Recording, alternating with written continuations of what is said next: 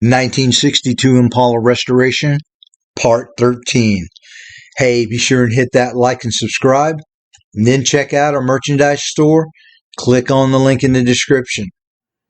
Okay, this isn't the video that I intended for this week. Unfortunately, I lost some video footage. Well, we'll make do, we'll get through it and carry on. Okay, so this is POR 15, and for those of you who are not familiar with it, it is a rust encapsulator. Now this can be brushed or sprayed on to a surface as long as there's not flaky or scaly rust, and you're good to go. And I'm brushing it on to all of the places after we put replace the body panels that will be inaccessible. This is going to stop any further surface oxidation. Just makes for a really nice, professional, clean job.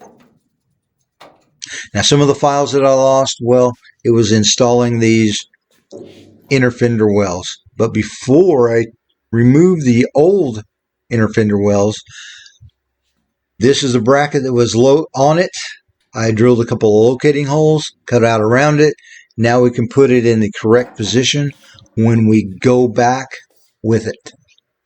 Really important not to overlook the little brackets, things like that. It's real easy to do. And here's a shot of where we're at, the progress that we made. Yeah, I wish I had those files to show you.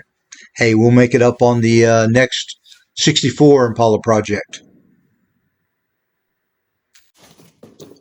Okay, so we're going to take a look at some of the restoration parts.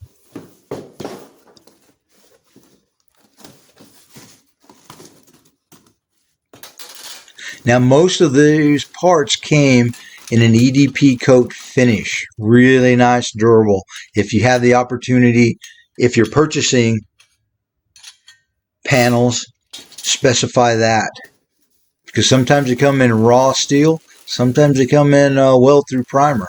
Always be sure to check the box before throwing the box away. Okay, now this piece I had saved off of the old rear section. You never want to throw anything away, and the reason is all of these brackets, now we have a reference point for the new brackets. It's really important because now there's no guesswork. We know exactly where they go and what position they go into. Okay, now this is going to be the upper trunk pan floor in the black EDP, and here's a shot of the underside. Now you'll notice all of the brackets and braces are installed. Sometimes that's a good thing, sometimes it's not. Hopefully everything will be in the right position. It even came with these the brackets here. Those are actually the mount, what do I want to say, the mounting brackets to the frame, and that has the capture nut already installed. They look like really nice quality pieces. We'll see how they fit. And here's the lower trunk pan. We'll get a look at that real quick. Now this is the other finish I was talking about. This is a weld-through primer finish, is what they call it. Man, it scuffs up and scrapes up really easily. Yeah, if you have the option when you're purchasing panels and parts, always opt for the EDP coat. Sometimes I've noticed they're cheaping out and just sending raw steel. That is what you do not want to buy, because if there's brackets or anything like this cross bracket, well, you can't put any rust preventative between the panels. Yeah, really big deal. Okay, trunk drops left and right. And Dynacorn. They usually have pretty decent parts. And this is the outer wheel well. It's driver's side with the fuel tank door. and passenger side.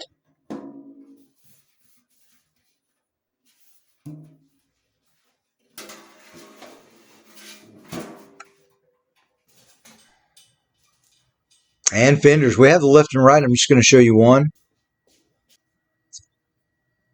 Really nice, quality, straight. All of the body lines look really nice and crisp. This one has the lip that goes over. Sometimes they don't have enough of a lip.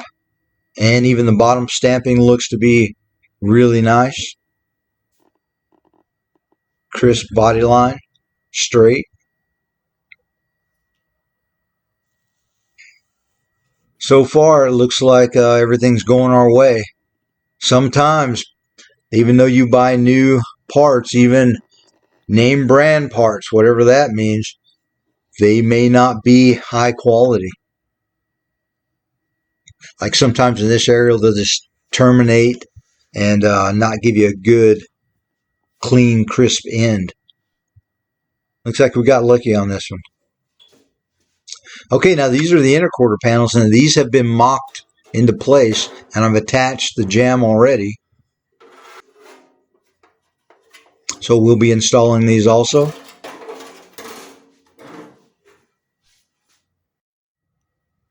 And here are all the parts laid out. Now we're going to be getting all these installed. So hey, hit that like and subscribe. Follow this build till the end. This is part 13. Go back to number 1. You'll be real surprised at this car. It's come a long way. And you'll notice we're doing all of this work on a frame fixture. You wouldn't want to do this on jack stands. You could, but not the best practice.